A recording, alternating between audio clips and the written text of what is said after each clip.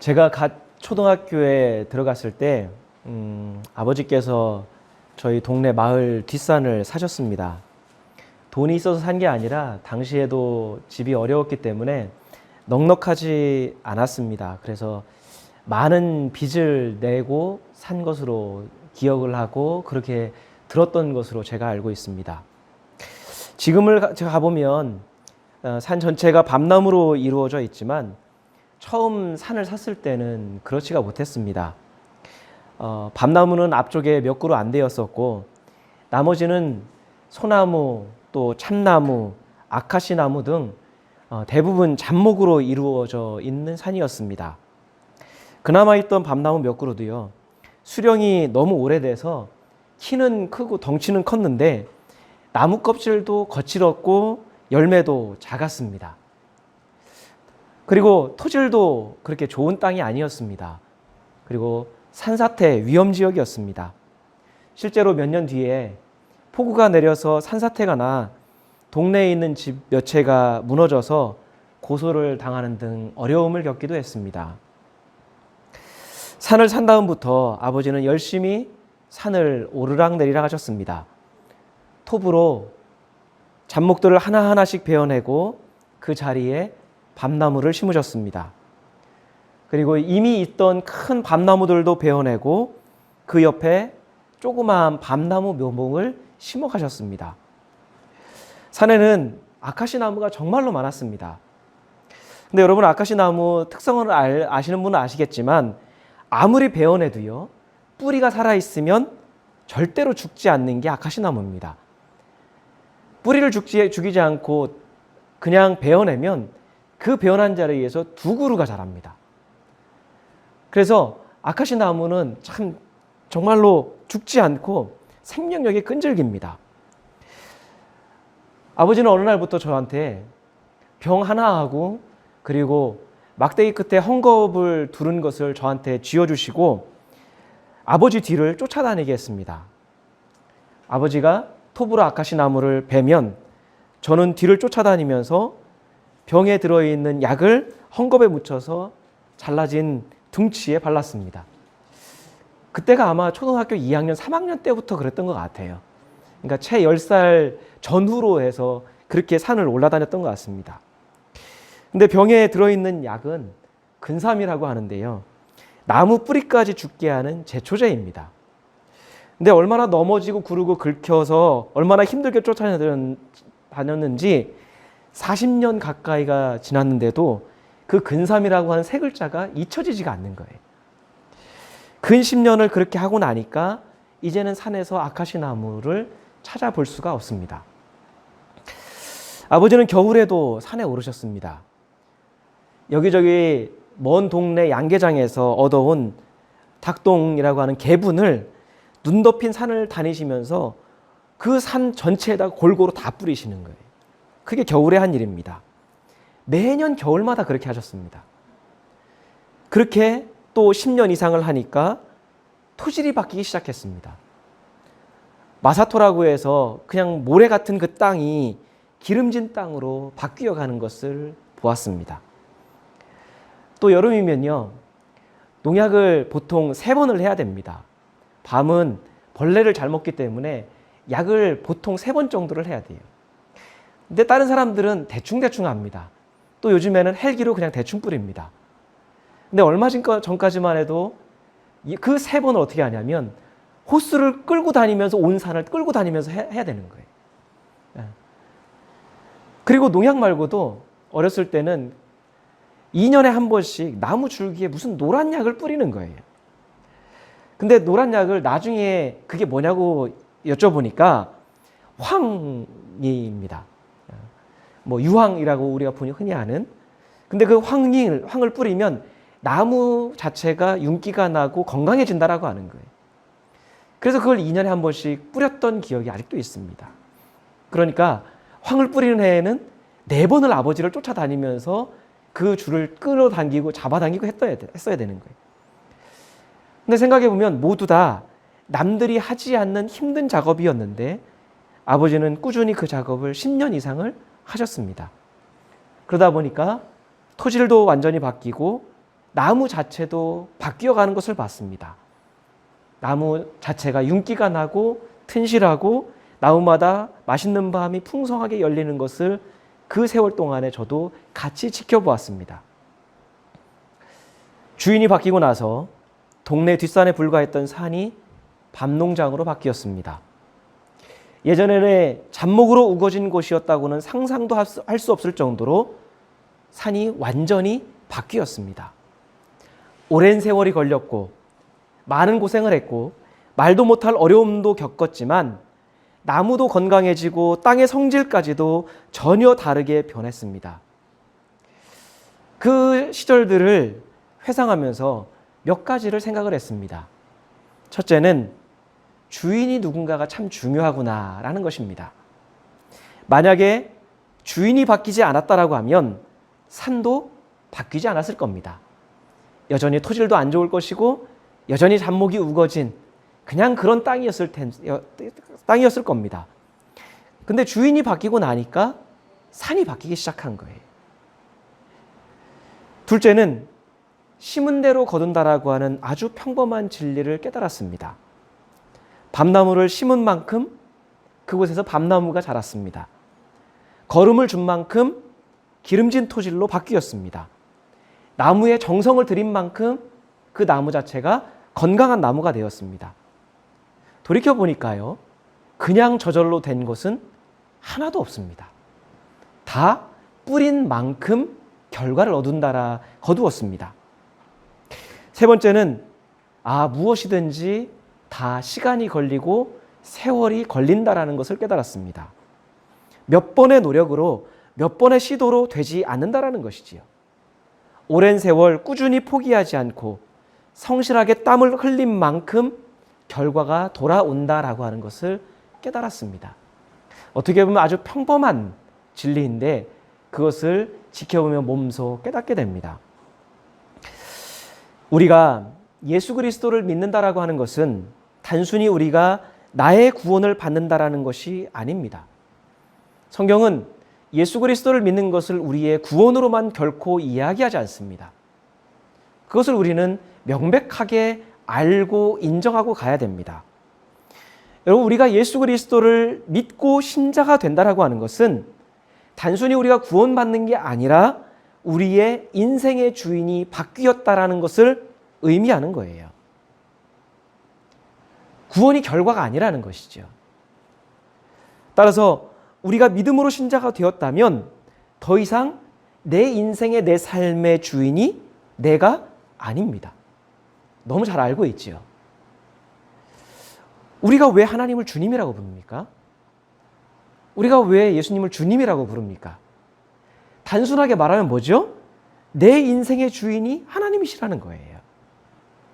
내 인생의 주인이 내가 아니라 하나님이시라는 그 고백이 주님이라는 고백 속에 담겨 있는 거예요. 그러면 주인이 바뀌었다면 자동적으로 인생의 목적과 목표도 바뀌는 게 정상이지요. 주인님이라고 주님이라고 말은 하면서 여전히 내가 내 인생의 주인 행세를 하고 있다라고 하면 그 주님이라는 말은 이빨린 소리예요. 아무 의미가 없는 그냥 입으로만 고백하는 허황된 소리일 수밖에 없는 거예요. 주인이 바뀌었다면 내가 원하고 내가 이루고자 하는 게 아니라 주인이 원하시는 게 뭔가, 주인이 나를 통해서 이루시고자 하는 게 무엇인가를 알고 그러한 순종하는 삶을 살겠다라고 하는 그 고백이 주님이라고 하는 그 말 속의 고백 속에 담겨 있는 것이죠. 그렇게 본다면 우리는 입으로는 하나님을 주님이라고 부르면서 정말로 삶 속에서 하나님을 주인으로 우리가 인정하며 살고 있을까요? 하나님은 우리의 삶을 하나님의 뜻대로 가꾸어 가시기를 원합니다. 하나님이 원하시는 방향으로 우리 삶을 인도하기 원하십니다. 우리가 아직 이해하지 못하고 우리가 연약해서 아직 깨닫지 못할 뿐이지 우리 삶을 향한 하나님의 뜻, 하나님의 인도하심은 우리가 예수 그리스도를 믿는 그 순간부터, 우리가 하나님을 주님이라고 부르는 순간부터 항상 있었던 거예요. 다만 우리가 보지 못하고 깨닫지 못할 뿐입니다. 그런데요, 하나님은 우리를 막무가내로 우리의 동의 없이 억지로 끌어가지 않으세요. 보통 주인이면 자기 맘대로 하는데 우리의 주인이신 하나님은 우리를 하나님 마음대로 하지 않으세요. 항상 기다리시고 동의를 얻으시고 우리가 준비되기를 기다리셔서 우리가 그 일의 가치를 깨닫고 우리가 걷고자 할 때 하나님은 그 길로 우리를 꾸준히 인도해 가신다라고 하는 거예요. 하나님의 뜻을 먼저 알려주시죠. 그리고 뜻을 알려주실 뿐만 아니라 그 뜻을 따를 수 있도록 우리에게 필요한 것들도 공급하신다라고 하는 거예요. 그것을 오늘 베드로서 1장에서 베드로가 이야기합니다. 우리 3절 4절 말씀 같이 한번 읽겠습니다. 하나님께서는 우리가 그를 알므로 말미암아 생명과 경건에 이르게 하는 모든 것을 그의 권능으로 우리에게 주셨습니다. 하나님은 우리를 부르셔서 그의 영광과 덕을 누리게 해주신 분이십니다. 그는 이 영광과 덕으로 귀중하고 아주 위대한 약속들을 우리에게 주셨습니다. 그것은 이 약속들로 말미암아 여러분이 세상에서 정욕 때문에 부패하는 사람이 되는 것이 아니라 하나님의 성품에 참여하는 사람이 되게 하시려는 것입니다. 아멘. 베드로는 하나님께서 신자인 우리에게 주시는 것이 있다라고 말하는데 그걸 뭐라고 이야기하냐면 생명과 경건에 이르게 하는 모든 것, 생명과 경건에 이를 수 있도록 도와주는 모든 것을 주셨고 그리고 귀중하고 아주 위대한 약속들을 주셨다라고 말하고 있습니다. 하나님은 단순히 예수 그리스도를 통해 우리에게 믿음을 주시고 믿음의 결과로 구원을 주시는 게 아니라는 거예요. 믿음을 품고 고백했다라고 해서 우리가 그 즉시 구원받아서 그 즉시로 다른 삶, 다른 세상을 살아갑니까? 아니에요.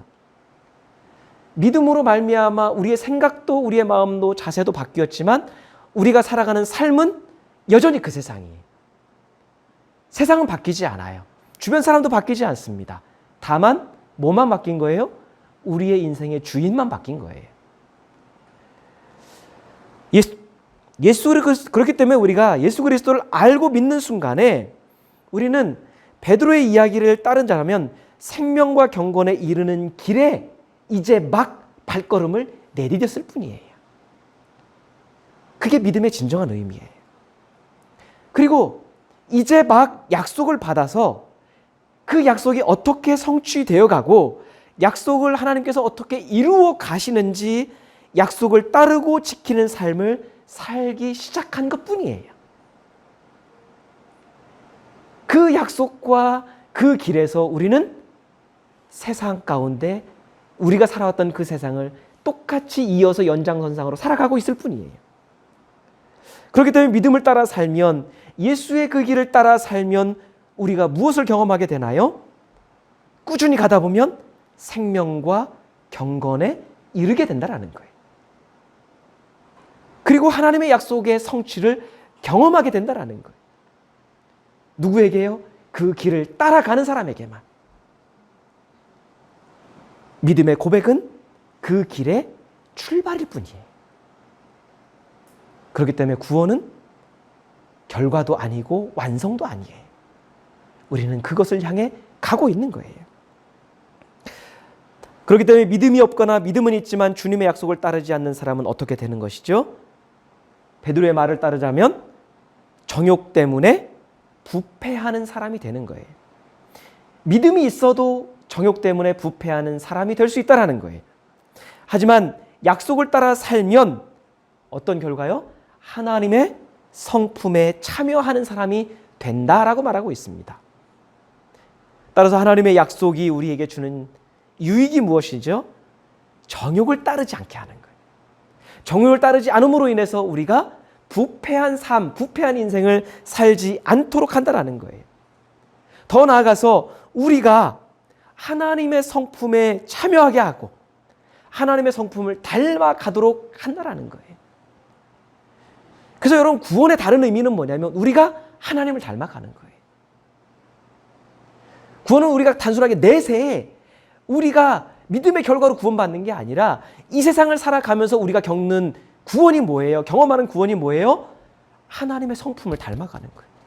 죄인인 우리가 부패한 우리가, 정욕에 사로잡힌 우리가 하나님을 닮아가는 거예요. 우리의 주인이신 하나님을 닮아가는 게 구원이에요. 정욕과 욕망과 탐욕을 추구하는 죄인의 삶을 중단하고 사랑과 자비와 긍휼 등 하나님의 성품을 드러내는 삶을 하나님은 신자의 믿음의 삶 과정 가운데 마련하셨다라는 거예요. 그것을 우리에게 요구하신다라는 거예요. 그렇게 믿음으로 예수 그리스도와 지속적인 연합을 이루어서 하나님의 형상, 하나님의 성품을 닮아가는 우리의 모든 신앙의 과정을 우리가 뭐라고 하죠? 성화라고 하는 거예요. 주님을 닮아가는 그 과정이 성화예요. 비록 우리가 육신의 연약함으로 인해서 하나님을 온전히 닮는 것은 불가능합니다. 우리가 아무리 노력하고 발버둥쳐도 우리가 하나님을 완전히 닮는 것은 불가능합니다. 하지만 우리를 향하신 하나님의 뜻은 우리 평생의 믿음으로 살면서 조금이라도 더 하나님을 닮아가는 것이에요. 내 믿음으로만 사는 게 아니라 내 믿음의 어떤 그 보상을 위해서 사는 게 아니라 주님을 닮아가는 게 우리를 향하신 하나님의 뜻이에요. 하나님의 성품을 닮아가는 것은 우리가 이 세상에서 하는 그 어떤 신앙적인 업적이나 대단한 은사를 받거나 우리가 하나님을 위해서 하는 그 어떤 일보다 하나님이 우리에게 가장 간절히 원하시는 거예요. 왜요? 하나님의 성품을 닮아가면 그런 일들은 자연적으로 이루어져 갈 수 있고 그런 사명은 우리가 자연적으로 감당할 수 있는 거예요. 근데 우리는 하나님을 닮지 않은 채 그런 일들을 도모하고 영적으로 어떤 업적을 이루려고 하기 때문에 지치고 힘들고 갈등이 일어나고 싸움이 일어나는 거예요. 우리의 관심이 주인이신 하나님의 관심과 너무 다르기 때문이에요. 결국 우리가 하는 모든 신앙적 행동과 삶과 배움과 예배의 목적이 뭡니까? 하나님의 성품에 참여하기 위한 그런 사람이 되기 위한 단 하나의 목적으로 귀결되는 거예요. 그러려고 우리는 예배를 드리는 거고 그러려고 우리는 배우는 거고 그러려고 우리는 주님 앞에 기도하는 거예요. 생각해 보면 우리가 하나님의 성품을 묵상하고 하나님의 성품을 닮아가는 것, 그것이 신앙의 목표라면 우리는 무심코 때로는 고의로 행하는 우리의 정욕의 정체를 더 분명히 알 수가 있습니다. 왜요? 하나님의 성품과 우리 본성에서 추구하는 우리의 육체적 정욕, 욕심, 탐욕은 완전히 상극이기 때문이에요. 그래서 어느 한쪽에 우리가 묵상하고 어느 한쪽을 선택하면 이 한쪽은 더 선명하게 분명하게 드러나는 거예요. 정욕의 정체, 정욕의 결과가 어떻게 우리 자신과 우리 공동체를, 우리 가족을, 세상을 흐트러뜨리고 갈등을 일으키는지를 알면 우리는 자연적으로 정욕은 나쁜 것이구나 하는 거부감이 생기게 되겠죠. 그래야 더욱 부패해가던 우리의 삶, 우리의 인생이 부패를 멈추고 하나님의 생명을 향해 나아갈 것이고 하나님의 성품을 우리 삶 가운데 드러내면서 우리 삶이 생명으로 회복되어 갈 것이기 때문이에요. 그게 하나님이 우리에게 요구하시는 거예요. 그러면서 사도 베드로는 하나님의 성품에 참여할 수 있는, 하나님의 성품을 닮아갈 수 있는 8가지의 덕목을 이야기를 합니다. 정확하게 말하면 믿음이 그 8가지 덕목의 시작입니다. 그러니까 엄밀하게 이야기하면 믿음을 가진 신자가 목표로 삼고 실천해야 되는 7가지 덕목이 무엇인지를 가르쳐주고 그것을 실천하라고 이야기합니다. 우리 함께 5절에서 7절 말씀 우리 한번 차근차근, 특별히 빨간 글씨를 우리가 주목해서 주의 깊게 생각하면서 한번 읽겠습니다. 그러므로 여러분은 열성을 다하여 여러분의 믿음에 덕을 더하고 덕에 지식을 더하고 지식에 절제를 더하고 절제에 인내를 더하고 인내에 경건을 더하고 경건에 신도 간의 우애를 더하고 신도 간의 우애에 사랑을 더하도록 하십시오. 아멘. 베드로의 말을 따르자면 신자들이 이 덕목들을 행함으로써 하나님의 성품에 참여하게 되고 하나님을 닮아가게 된다라는 거예요. 믿음만 가지고 있으면 하나님을 닮아가는 게 아니라 믿음을 가진 신자가 이 덕목들을 행함으로써 하나님의 성품에 참여하게 되고 하나님을 닮아가는 길이 된다라고 하는 거예요. 점점 하나님 나라의 백성으로서 그 자격을, 그 모습을 갖추어져 간다라는 거예요.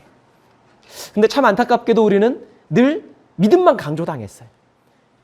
좀 더 심하게 하면 믿음만 강요당했어요.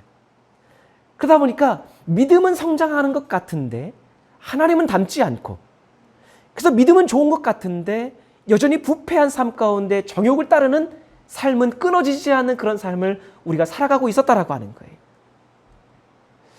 왜 이 덕목들이 필요할까? 믿음만 있으면 되지 않을까? 우리는 그렇게 생각할 수 있습니다. 그런데요, 내가 구원을 받는 데는 믿음만 있으면 됩니다. 그렇죠? 우리가 당장에 믿음으로써 당장 구원받아서 이 세상을 살아가지 않는다라고 하면 믿음만 있으면 됩니다.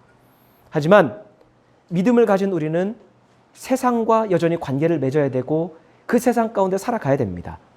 그러면 세상과 관계를 맺는 삶에는 믿음보다도요, 성품과 덕목들이 더 필요하고 중요합니다.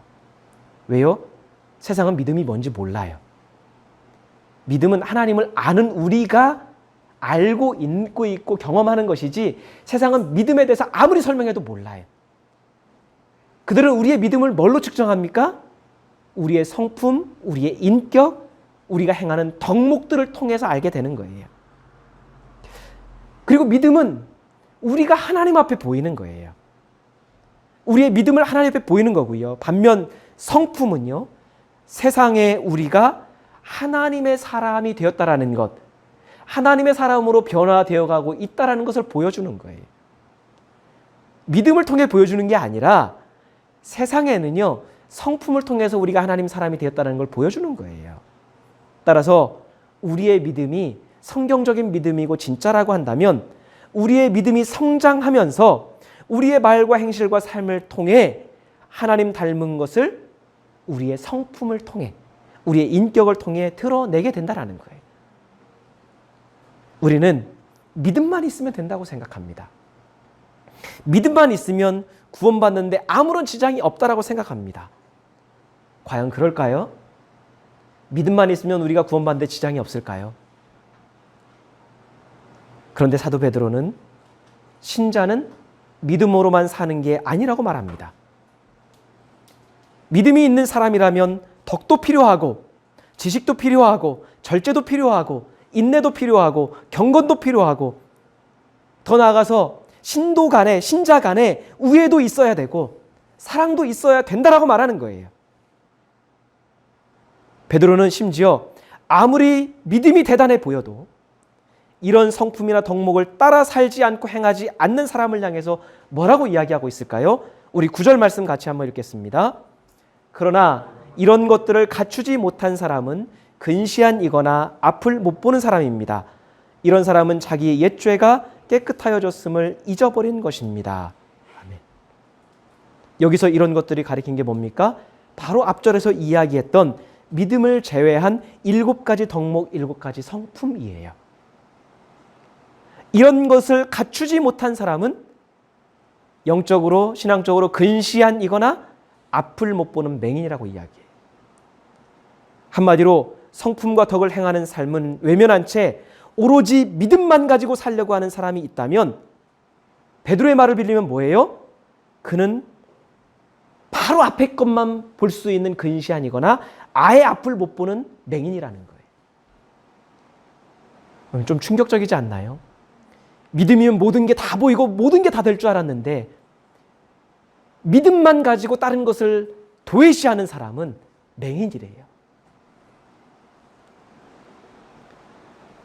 그래서 뒤이어서 죄를 용서받았다면, 자신의 죄가 깨끗이 사함받은 것을 안다면 자기 믿음만 가지고 살 수 없다라고 이야기하는 거예요. 여기서 우리가 알아야 될 것은 자칫 우리의 믿음이 좋아질수록 사실은 영적인 것에는 더 무지한 맹인이 될 수도 있다라는 거예요. 왜요? 이런 덕목들을 도외시하고 외면한 채 믿음만 강조하면 그 믿음은 어떤 믿음이 될까요? 독선적인 믿음이 돼요. 편협한 믿음이 돼요. 이 덕목들을 하나하나 묵상해보고 이 덕목들이 갖고 있는 성격들을 자세하게 들여다보면, 아, 이것들이 없이 믿음만 강조하면 독선적인 믿음이 될 수밖에 없겠다라는 생각이 드는 거죠. 우리가 진실한 믿음을 가졌다면 정욕을 드러내는 이기적이고, 그러니까 이 성품들의 반대, 7, 8절에서 얘기했던 것에 반대예요. 이기적이고 무식하고 무절제하고 충동적이고 자기중심적이고 감정적인 것이 얼마나 믿음을 거스르는 것인지를 느낄 겁니다.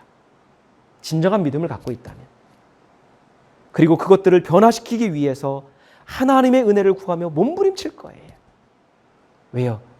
이것들이 없이는 우리의 믿음이 바로 서지 못한다는 걸 알기 때문에. 신자가 믿음으로 산다는 것은 막연히 구원을 위해서 살아가는 게 아니에요. 우리가 회심하고 신자가 된 순간 이 세상을 떠난다면 믿음만 가지면 되지만, 신자는 하나님을 알지 못하는 세상 가운데 여전히 믿음을 가지고 살아가야 됩니다. 하나님을 알지 못하는 불신의 세상 가운데서 살아가야 됩니다. 근데 그 불신의 세상 가운데서 믿음만 내세우는 것은 편협한 독불장군이에요. 하나님을 알지 못하는 사람에게 믿음만 강조하는 것, 그것은 독선적인 믿음입니다. 왜 믿음이 좋은지를 알려줘야지요. 왜 하나님을 믿는 게 복된 것인지를 보여줘야지요. 하나님 믿으면 어떤 결과를 갖고 어떻게 변화되는지를 알려줘야지요. 그런데 그것은 믿음이 아니라 성품을 통해서 드러나는 거예요. 성품이 받침이 된 삶과 행동을 통해 드러나는 거예요. 신자의 덕을 행하는 삶을 통해서만 하나님의 선하심이 드러나는 것입니다. 믿음을 통해 하나님의 선하심이 드러나는 게 아니에요. 그러니 믿음만 가지고 세상을 살려고 하는 사람은 내 개인적인 구원만 생각하고 하나님의 영광, 신자로서의 삶, 신자로서의 도리는 생각하지 않는 맹인의 삶을 지향하고 있는 것이 되는 거예요. 사람에게는 본성이라는 것이 있습니다. 쉽게 우리가 이야기해서 성격이라고도 하고 성질이라고 해야죠. 성깔이라고도 이야기하죠. 성경은 아담 이후로 모든 사람의 본성은 부패하다라고 이야기를 해요. 그래서 우리는 가르쳐주지 않아도 우리 마음속에 욱하고 악하고 우리조차도 싫은 우리의 본성, 감성, 기질, 성깔이 있어요. 그 부패한 인간의 마음속에서 나오는 게 뭐예요? 썩은 생각이 나오고 썩은 말이 나오고 썩은 습관이 끊임없이 나와요. 베드로가 앞에서 이야기했던 것처럼 부패한 우리의 본성, 우리의 성품이 나와요. 그것이 끊임없이 무엇을 조장하죠? 갈등을 만들어내고 싸움을 만들어내고 분열을 만들어내고 서로에게 상처를 주는 거예요. 그런데 예수 그리스도를 믿어 신자가 되면 그 부패한 우리의 본성 안에 또 하나의 본성이 주어집니다. 그게 대체되면 좋을 텐데 대체되는 게 아니라 그 본성 안에 또 하나의 본성이 하나 주어지는데 그것은 하나님의 본성이에요. 그런데 그 하나님의 본성은 완전체로 주어지는 게 아니라 씨앗으로 주어진다라는 거예요. 씨앗으로 주어진다는 건 뭐죠? 가꾸어야 되는 거예요. 관심을 두고 가꾸고 그것을 정성스럽게 이게 돌본 만큼 성장하고 열매를 맺게 되는 거지요. 부패한 본성도 여전히 신자 안에 존재하고 하나님의 본성이 심어지게 됩니다. 따라서 신자 안에는 두 가지 본성이 존재하는 거예요. 하나님께 받은 거룩한 본성과 본래 가지고 있던 부패한 본성이 같이 존재하고 있습니다. 그것을 우리가 느낄 거예요. 하나님 말씀을 따르고 싶은데 말씀대로 따르지 못하고 자꾸 정욕을 따라가려고 하는. 그래서 그 둘이 날마다 순간마다 자기를 선택해야 된다고 전쟁을 하고 있는 거예요. 그리고 우리는 그 둘 중에 하나를 선택하며 결정하며 살아가고 있는 거예요. 우리가 진실한 신자라면 둘 사이에서 무엇을 선택해야 될까요? 하나님이 주신 본성을 따르려고 해야 되는 거죠. 그 본성을 너무 추상적이고 알지 못하지만 그것을 따를 수 있도록 해주는 게 뭐예요? 그 7가지 덕목이라는 거예요. 그래서 이 7가지 덕목은 믿음을 가진 신자의 생활에 유익하다라는 것이죠. 그래서 7가지 덕목을 실천하는 사람은 진정한 의미에서의 영적인 성장을 이루어가게 됩니다. 그래서 베드로는 8절에서 그 사실을 밝히고 있습니다. 우리 8절 말씀 같이 한번 읽겠습니다. 이런 것들이 여러분에게 갖추어지고 또 넉넉해지면 여러분은 우리 주 예수 그리스도를 아는 일에 게으르거나 열매를 맺지 못하는 사람이 되지 않을 겁니다. 여러분 8절에 보면 넉넉해지다라고 하는 단어가 있습니다. 개역개정에서는 이거를 흡족하다라고 번역을 하고요. 근데 이 넉넉해지다라고 하는 단어는 성장하다, 충만하다라는 뜻을 가지고 있어요. 성장하다. 그러니까 이런 것들이 여러분에게 갖추어지고 또 이런 것들이 이 덕목들과 성품들이 여러분 안에서 씨앗으로 숨겨진 것들이 점점 성장해지면 성장해져야 여러분은 우리 주 예수 그리스도 아는 일에 게을러지지도 않고 열매를 맺지 못하는 사람도 없을 것이다 라고 하는 거예요. 뒤집어 보면 뭘까요? 이러한 것들이 우리에게 갖추어지지 않고 성장하지 않으니까 예수 그리스도를 아는 일에 게을러질 수밖에 없는 것이고 결국 그것 때문에 우리의 삶에 열매가 없다라고 하는 거예요. 믿음이 작아서 열매가 없는 게 아니라는 거예요. 따라서 믿음을 가진 신자가 덕에 힘쓰고 지식에 힘쓰고 절제에 힘쓰고 인내에 힘쓰고 경건에 힘쓰고 신자 간의 우애에 힘쓰고 사랑에 힘쓰는 것은 단지 우리가 세상에 우리 주변에 있는 사람들에게 저 사람 참 예수 믿더니 좋은 인격, 좋은 성품을 갖추게 됐다라고 하는 것에 그치는 게 아니라 우리가 영적으로 성장하고 있다는 증거라는 거예요. 결국 믿음과 영적 성장을 이루는 것은 이런 덕목을 실천하는 가운데 이루어지는 거예요. 믿음만 강조하고 믿음에만 집중하는 것은 영적으로 성장하지 못하는 길이에요. 그런 의미에서 왜 우리의 믿음이 지금에 와서 세상에서 자꾸 조롱을 당하는지, 왜 나는 그렇게 예수 믿고 열정적으로 기도하고 예배 드림에도 불구하고 영적으로 성장하지 않는지, 왜 열매가 없는지를 돌아볼 일이에요. 왜 그럴까요? 영적으로 성장하게 되면 나무가 성장하듯이 성장하면서 열매를 맺듯이 우리의 삶도 반드시 열매 맺는 삶이 된다라고 하는 것이죠. 영적으로 성장할수록 예수 그리스도를 더 잘 알게 되죠. 더 잘 이해하게 되죠. 더 사모하게 되죠. 그리고 그 길을 따라가게 되죠. 그 길을 따라가면서 주님께서 고통스러움에도 불구하고 그 길을 왜 가셨고 그 힘들고 고통스러운 길을 왜 우리로 하여금 오라고 하셨는지를 우리가 알게 되는 거지요. 믿음을 가진 신자가 따라야 될 7가지 덕목, 하나님의 성품을 닮아가는 것을 보여주는 이 7가지의 덕목에 대해서는 나중에 차근차근 말씀을 나눌 수 있는 기회가 있으면 좋을 것 같아요. 그 덕목들이 갖고 있는 성품, 그리고 그것들을 우리가 어떻게 실천해야 되고, 그리고 어떻게 실천하는 게 그렇게 하나님을 닮아가는 것인지를 알면 좋을 것 같아요. 여기서 이거 하다가는 여러분이 지겨워하죠. 시간이 너무 기니까. 그래서 나중에 한번 이것들을 차근차근 보면 좋을 것 같습니다.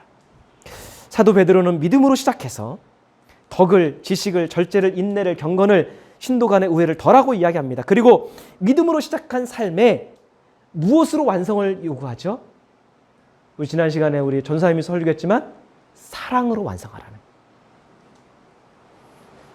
여러분 더하라 계속 이야기하는데 더하라고 하는 말은 합창대를 지휘하다라는 뜻이 있습니다. 그 말에서 유래를 했어요.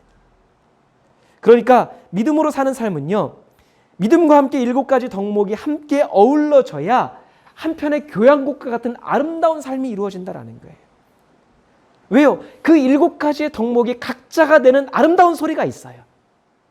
세상 사람들 가운데, 믿지 않는 사람들 가운데, 주변 사람들 가운데 그 7가지 덕목을 실천할 때 그들이 느끼는 아름다운 선율이 있습니다. 그리고 그 덕목들은 서로를 아름답게 만들어주며 조화를 이루어요. 이건 어떤 단계도 아니고요, 어떤 과정이 아니에요. 그리고 각자 놀 수 있는 것도 아니에요. 그것이 어우러지면서 함께 성장할 때 우리의 삶이 한편의 교향곡과 같은 아름다움을 내는 거예요. 하지만 믿음에서만 그친다면 하나님의 교향 악단에서 귀에 거슬리는 소리를 낼 수밖에 없다라는 거예요. 신자가 믿음으로 산다는 것은 더 이상 자기 생각이나 자기 성격대로 살지 않는다라는 거예요. 자기 기분이나 자기 감정에 휘둘리지 않겠다라고 하는 거예요.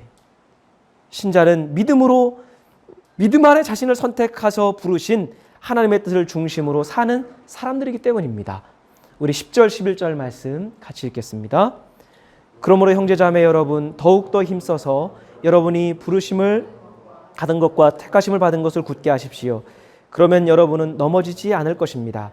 또한 여러분은 우리의 주님이시며 구주이신 예수 그리스도의 영원한 나라에 들어갈 자격을 충분히 갖출 것입니다. 아멘.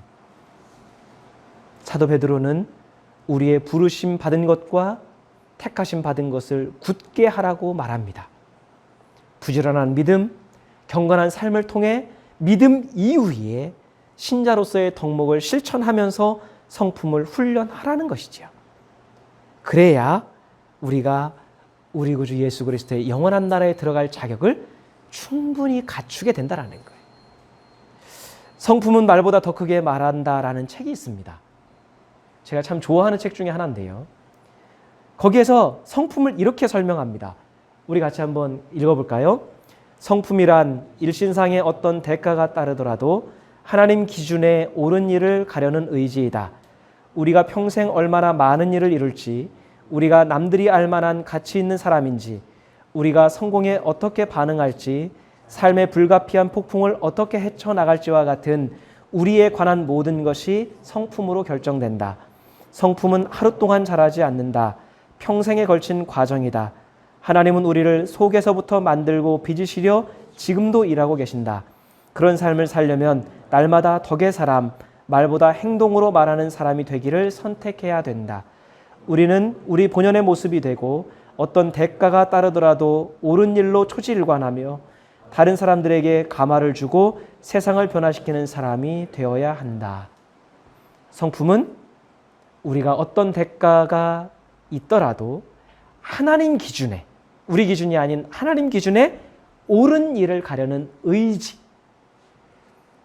주어진 게 아니라 우리의 의지라고 설명을 하고 있어요. 우리의 선택, 우리의 결정이라는 거예요. 그리고 그 성품은 하루 동안 자라는 게 아니라 평생에 걸친 과정, 평생 동안 일구어 가는, 그리고 이 가운데서 제가 가장 마음에 와닿았다는 것은 말보다 행동으로 말하는 사람이 되기를 선택해야 된다는 거예요. 결국 뭡니까? 두 가지 본성 가운데 선택의 문제라는 거예요. 선택한 만큼 잘하게 된다는 거예요. 선택한 만큼 성품의 사람이 된다는 거예요. 대부분의 신자들이 신앙생활에 있어서 믿음은 필수라고 여기면서 좋은 성품은 선택이라고 여깁니다. 과연 그럴까요? 그런데 사도 베드로는 신자가 좋은 성품을 가져야 하는 것도 부르심과 택하심이라고 말합니다. 더욱이 우리가 좋은 성품을 가져야 하는 이유를 앞에서 이야기해 줬지요. 앞에서 뭐라고 이야기했습니까?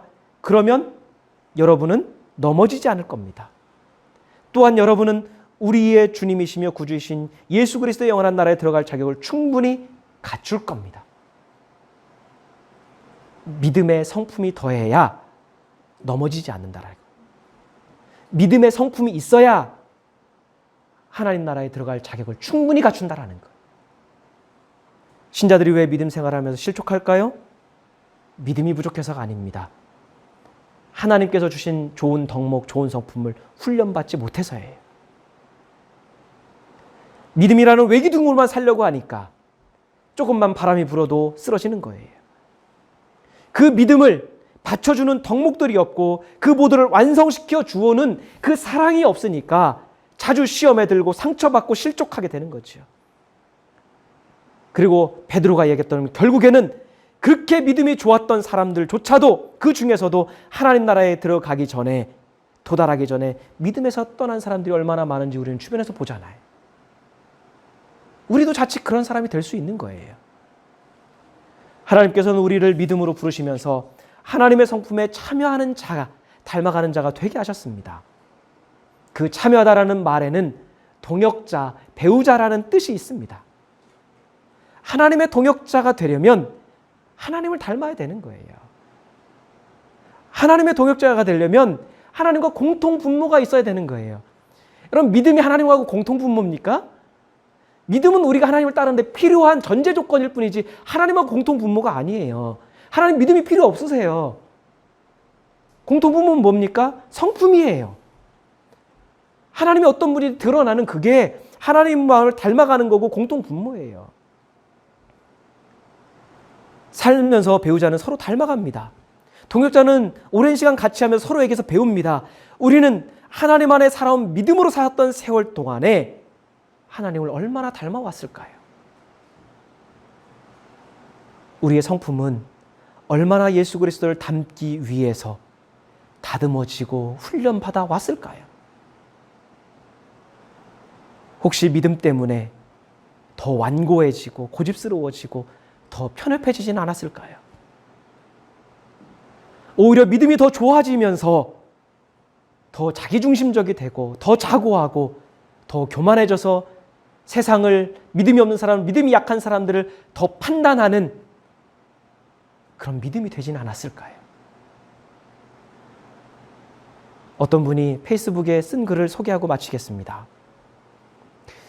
20에는 세상을 바꾸겠다고 돌을 들었고 30에는 아내를 바꾸어 놓겠다며 눈초리를 들었고 40에는 아이들을 바꾸고 말겠다며 매를 들었고 50에야 바뀌어야 할 사람이 바로 나임을 깨닫고 들었던 것 다 내려놓았습니다. 어디서 태어날지는 선택할 수 없지만 어디서 죽을지는 선택할 수 있습니다. 어떤 얼굴로 태어날지는 선택할 수 없지만 어떤 얼굴로 죽을지는 선택할 수 있습니다. 죽음의 선택이 삶의 선택입니다.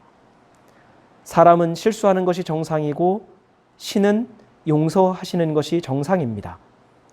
사랑이란 실수하는 사람을 용서하는 것이 정상이라는 깨달음입니다. 사랑은 사람과 하늘이 나누어 가진 성품입니다. 지금 우리의 손에는 무엇이 들려 있을까요? 손에 든 것으로 우리는 무엇을 바꾸려고 그렇게 아둥바둥하고 있을까요? 믿음을 가진 우리가 하나님의 성품을 나누어 가지면 우리의 손에 든 것이 것이 없어도 우리는 세상을 변화시키는 삶을 살아갈 수 있습니다. 아무 것을 손에 쥐지 않아도 열매 맺는 삶을 살아갈 수가 있습니다. 돌이켜보니 지금의 고향 밤나무산은 마치 저희 아버지를 닮았다는 생각을 하게 됩니다. 처음에 만났을 때는, 처음에 샀을 때는 전혀 상관도 없었고 아무 데도 닮은 데도 없었는데 40년 가까이를 같이 하고 일구고 하면서 산이 점점 주인을 닮아왔다라는 것을 깨닫게 됩니다. 그러면 우리는 믿음의 그 세월만큼 얼마나 하나님을 닮아왔을까요? 하나님의 성품을 닮아온 것이 없이 믿음만 성장했다고 느낀다면 우리의 믿음은 근시안입니다. 혹 우리의 믿음이 우리를 맹인으로 만들지는 않았는지 한 주간 묵상하고 돌아보며 돌이킬 수 있는 시간이 될 수 있기를 간절히 소원합니다. 함께 같이 기도하겠습니다.